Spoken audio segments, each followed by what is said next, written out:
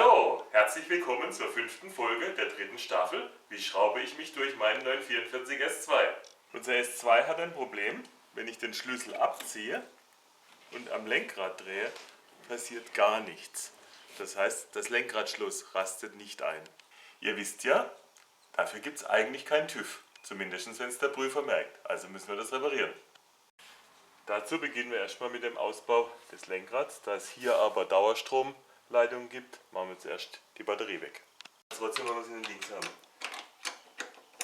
Das Lenkrad auszubauen, muss die Lenkung einmal gerade stehen, macht den Einbau einfacher und die Platte müsst ihr abziehen. Müsst ihr hier an der Seite kräftig untergreifen, aufpassen, dass sich nichts verbiegt und hoch. Und weg ist das Teil. Vorsicht, innen kommt der Kontakt. Damit ihr das Lenkrad nachher wieder richtig drauf bekommt, macht ihr euch eine hübsche Markierung. Wir haben ja keinen Lenkradschluss, um es zu halten, also ganz nach links mit dem Lenkrad.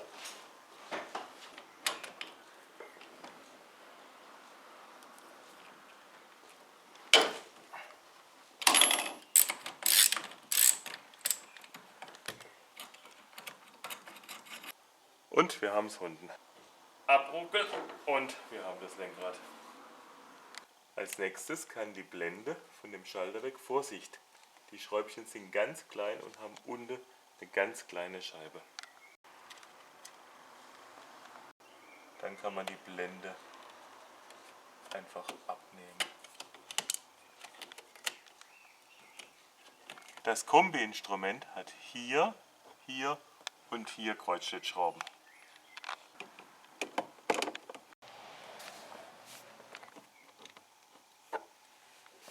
Weiterhin sind hier in den Lüftungsschlitzen 3 verdeckte Schrauben drin. Hier, hier oben und die dritte ist hier hinten. 2 weitere Schrauben sind hier unten.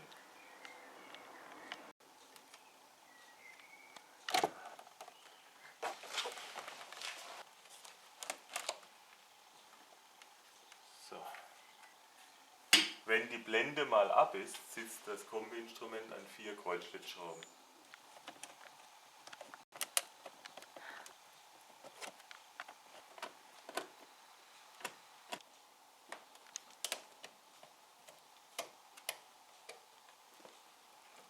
Danach kann es so weit vorgenommen werden, dass man an die Steckverbindungen drankommt. Die Steckverbindungen haben hier 2 Nasen. Die kann man nach außen drücken, so langsam, gemeinsam. Und dann tut sich der Stecker abquälen und man hat den Stecker. Die gleiche Geschichte an der anderen Seite. Vorsichtig nach außen, immer ein bisschen auf beiden Seiten und der Stecker ist draußen. Und hier noch mal ein drittes Mal. Wir haben das Kombi-Instrument. Um weiter an das Schloss zu kommen, müssen jetzt die Blenden hier raus, also die Blende und die andere Seite, und da muss erstmal der Lichtknopf an. Die Blende ist hier und hier verschraubt, da müsst ihr erstmal die Blindstopfen hier vorsichtigst entfernen. Sind hier drunter.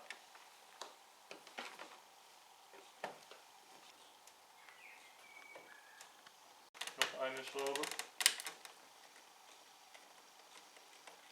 Hier sind auch Schrauben. Hier links kommt die kurze, hier waren 2 mittellange, dann war hier eine kurze und eine ganz lange war hier unten drin.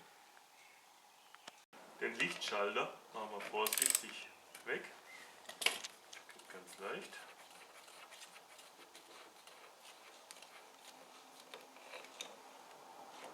Hier innen ist eine weitere Schraube.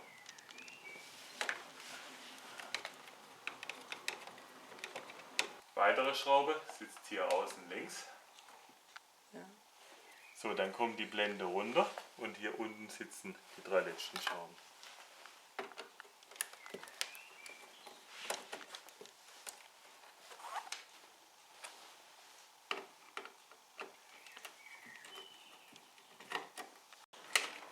Genau.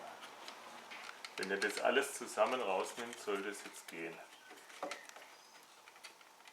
Hier oben drückt er die Rastnasen von den Schaltern aus und unten natürlich nochmal die gleichen.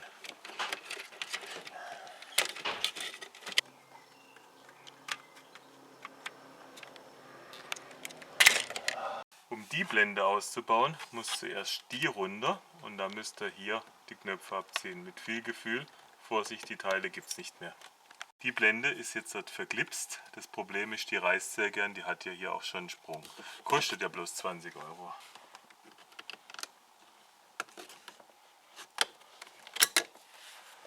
Okay, hier verschraubt. Eine weitere Schraube sitzt hier unten. Und hier sitzt natürlich auch wieder eine Schraube drunter.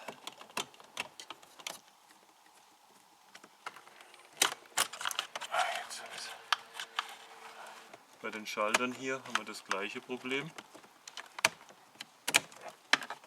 Das war mal der eine. Und einen Schraubenzieher hier drunter. Und der gleiche auf der Gegenseite. Und dann fliegt der Schalter raus. Jetzt kommt er. Das Teil kostet ja bloß 100 Euro. Beim Lenkstoppschalter kann man hier die Stecker abziehen. Der Schalter selbst ist hier an einer kleinen Schraube gesichert. Wenn die Schraube mal draußen ist, könnt ihr das Ding abruckeln. Problem ist, dass der ganze Schlossträger hier mit sogenannten Abreißschrauben befestigt ist. Die abgerissenen Schrauben muss man hier ankernen, dann anbohren und dann versuchen wir sie mit dem Linksausdreher herauszuholen.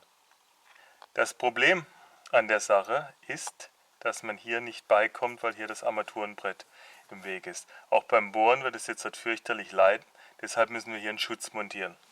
Als Schutz benutzen wir so eine Blechklammer, die machen wir hier so drüber und dann sind wir zumindest oben mal sicher. Da unten geht es nicht, weil wir den Platz ganz brauchen.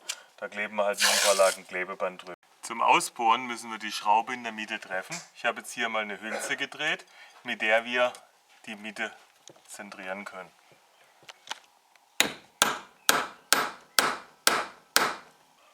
Und wir haben ein Zentrum in der Schraube. Das nächste Problem beim Ausbohren ist nun, mit dem normalen Bohrer hättet ihr gar keine Chance. Da müsst ihr so einen schönen langen Bohrer haben wie ich hier.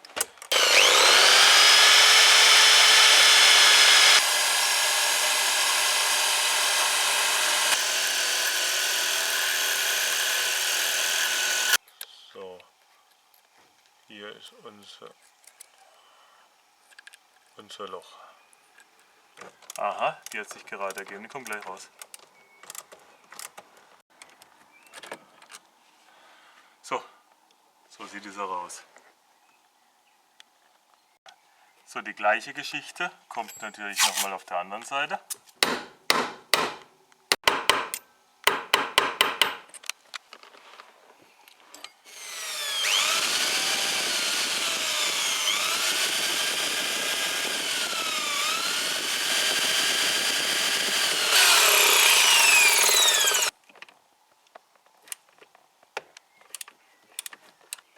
So, jetzt kann zumindest mal das obere Blech runter. Hier ist die Rastung von dem Bolzen und der Bolzen selber steckt hier. Jetzt versuchen wir mal das Schloss rauszubekommen. So, jetzt müsst ihr den Zündanlassschalter hinten noch abstecken. Und jetzt können wir uns mal vergnügen, wie wir das rausbekommen. Wunderbar. So, und das ist das Teil. Und der rastet hier nicht ein. So, jetzt rügen wir dem Ding mal mit jeder Menge Sprühe auf den Hals.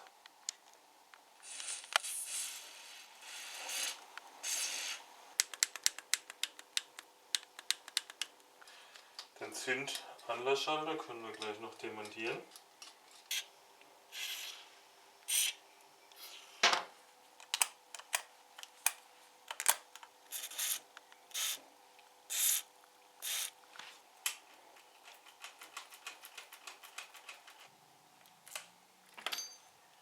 Und geht wieder. Jetzt probieren wir das Ganze mal am Fahrzeug aus. So ungefähr müsste die Position hinkommen. Eine Hilfsschraube mal rein. Die zweite Hilfsschraube kommt auch.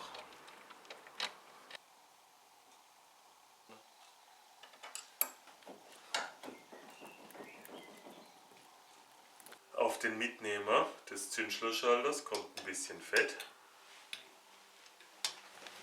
Der Zündschlossschalter hat hier eine Nase und die muss genau wieder in das passende Loch, dann sitzt der Schalter richtig. Den Schalter wieder mit Gefühl anziehen. Jetzt können wir wieder alles rückwärts einbauen. Also das Zündschloss kommt hier so drunter.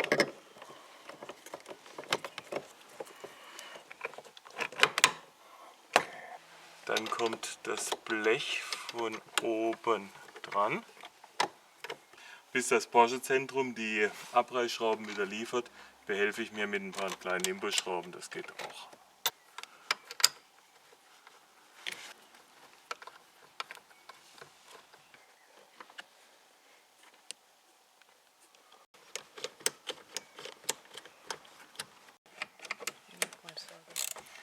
Ungefähr parallel ausrichten und dann könnt ihr das Zeug mal anziehen. Wir müssen jetzt schauen, ob wir mit der Blende da reinkommen. Die Gummiblende hier kann nur in einer gewissen Stellung drauf, und zwar misst das auf den Steg und die zwei kleinen auf den anderen Steg. So sieht die ganze Geschichte soweit passend aus. Das heißt, in der Stellung können wir jetzt den Lenkstockhalter festziehen. Das reicht aber schon. Den Stecker vom Zündanlassschalter stecken wir natürlich wieder gut drauf. Die Schaltereinheit wird wieder vorsichtig drauf gesteckt. Aha, irgendwo da ist der Anschlag. Kurz vorher können wir auch die Stecker montieren. So, das haben wir die eine Seite. Der Stecker für den Potentiometer muss natürlich auch wieder drauf. Jetzt müsste das Ganze von unten hier runter.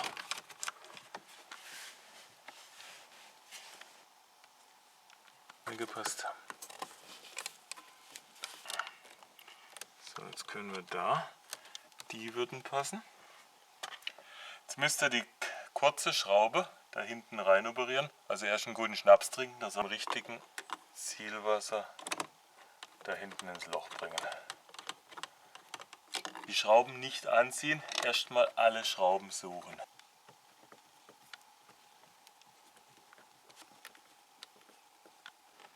Und nur mit viel Gefühl anziehen, sonst reißt das Teil. Auf den Mitnehmer der Lüftungstücher machen wir ein bisschen weißes Fett. Hier muss der Mitnehmer der Düse wieder rein, sonst funktioniert da gar nichts. Jetzt kommen die ganzen Schalter hier hoch. Jetzt müssen die Schalter wieder in die Blende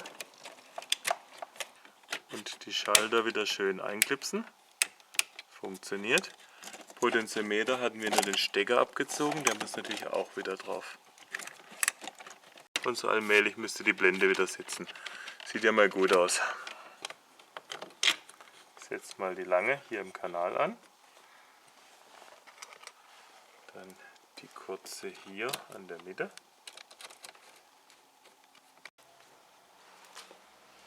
Und jetzt kommt wieder meine Lieblingsschraube.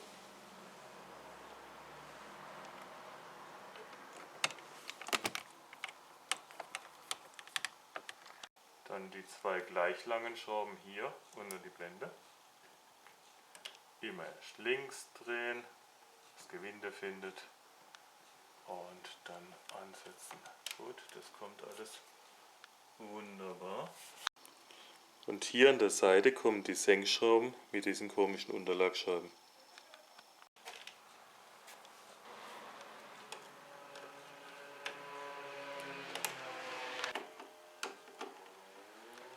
Nachdem alle in Position sind, können wir damit beginnen, die Teile anzuziehen.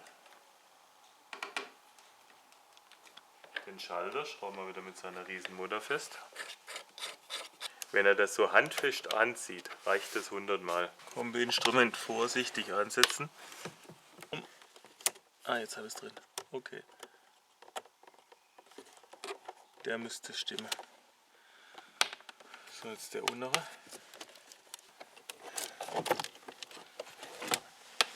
Die dritte Steckverbindung ist hier.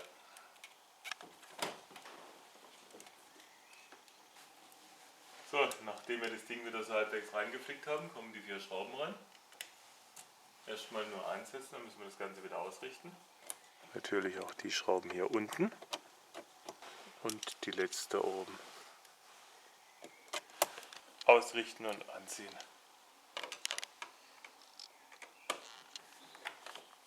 So, beim Einbau der Blende ist ganz wichtig, der Schalter für die Tacho-Rückstellung muss auf der Position sitzen, sonst funktioniert die nachher nicht. Und hier unten müsst ihr mit der Lippe richtig einpeigen. Die muss so unten drunter. Das Kabel da oben muss auch noch ein bisschen weg. Und dann müsst ihr so ungefähr hinkommen.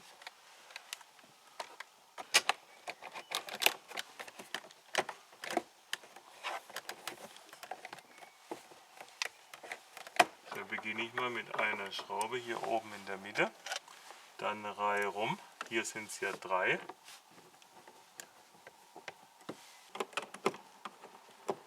Übungen durch die Düse durch. Eine.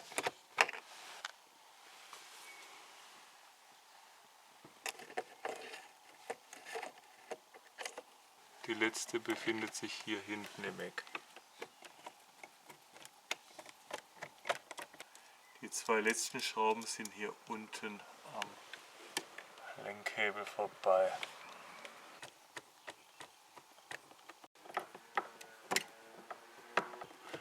So, alle drin, können wir alle 3 noch festziehen.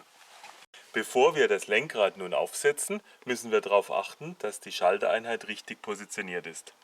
Kann man nämlich auf dem Lenkstock hin und her schieben und die muss nicht ganz unten sitzen, sonst geht nachher die Rückstellung der Blinker nicht und wir haben ein Problem mit dem Hubkontakt und auch die Spaltmaße stimmen nicht. Das heißt, wir ziehen es jetzt mal so weit raus, dass es gerade noch hält. Dann setzen wir das Lenkrad mit der Nase hier auf. Und jetzt würde das so ungefähr passen, also in der Stellung können wir es montieren. Und in dieser Position festziehen.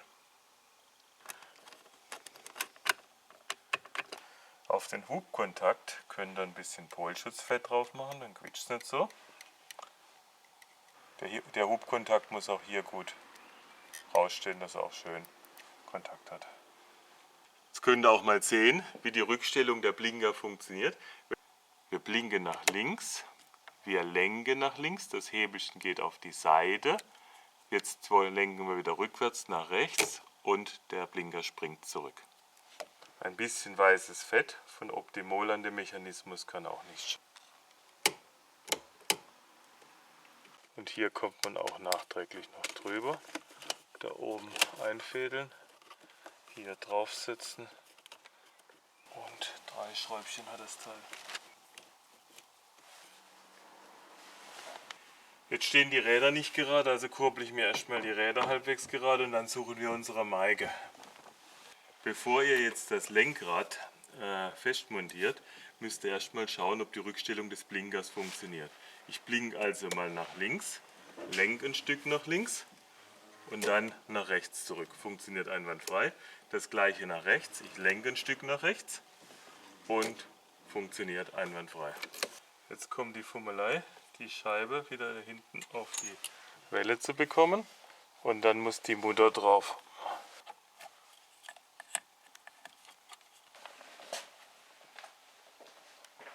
So, da das Lenkradschloss funktioniert, geht es mit dem Anziehen natürlich ein bisschen leichter. Und jetzt noch die 45 Newtonmeter drauf. Die Blende auf die Heizungsregelung setzen wir wieder an und dann schön flächig andrücken. Die Montage der Teile ist immer viel einfacher als die Demontage. Nach unten und der Luftstrom nach oben. So, jetzt geht da wieder alles. Bevor der finalen Montage der Hubplatte probieren wir mal, ob die Hupe auch geht. Das heißt, der Schleifring hat Kontakt, kein Problem. Auf die Ringe hier kann man auch wieder ein bisschen weißes Fett machen. Schadet nichts. Nicht auf die Kontakte, sondern da, wo die Plastikhülsen einschnappen. Der Hubkontakt muss wieder eingesteckt werden, sonst können wir nachher in Italien nicht mehr fahren. Und flächig eindrücken, fertig. Hier muss noch der Stöpsel drauf. Und zum Schluss ziehen wir noch die Blende an. Der Lichtschalter hat eine Nase und die müsst ihr natürlich wieder treffen, sonst geht das Ding nicht drauf. Und am Schluss noch der Lichtschalter drauf. So, jetzt kommt die Batterie wieder drauf und dann kann er wieder auf große Fahrt gehen. Wir probieren nochmal die Rückstellung. Okay. So, jetzt geht das Lenkradschloss wieder. Ich würde ja gerne eine gute Reparatur machen, aber die nächste Reparatur, gleiche Fummelei. Also, tschüss, bis zum nächsten Film.